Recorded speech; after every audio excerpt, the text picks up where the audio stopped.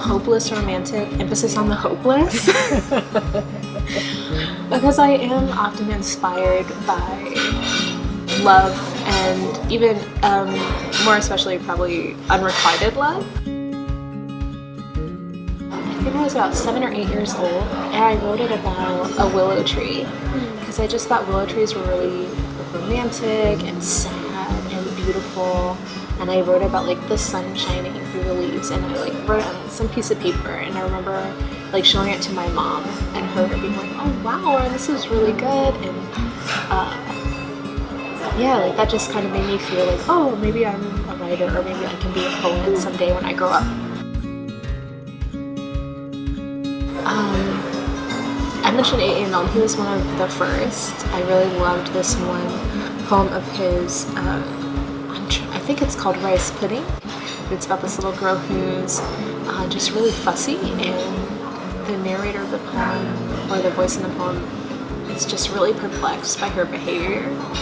But to even a child, as I read it as a child, I was like, how can they not know why she's upset? It's so obvious. I really write poetry for me, and then, you know, if I feel like close to someone, maybe I'll share one. But whenever I do, everybody's like, oh, it's like you're reading my brain. And I'm like, no, this is my brain.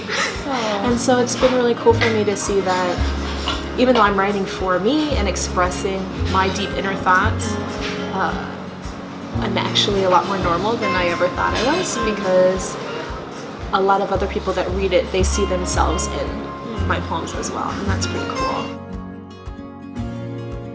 I would say that there's so much poetry, like so many different kinds of poetry out there, but they might just not be reading the right kind. You know, poetry doesn't have to be, you know, Shakespearean sonnets, you know, or esoteric like modern poetry that doesn't have any punctuation. It has these like random references to ancient Greek literature that you've never read. Poetry can just be about day-to-day life or random thoughts and feelings. It's about expression.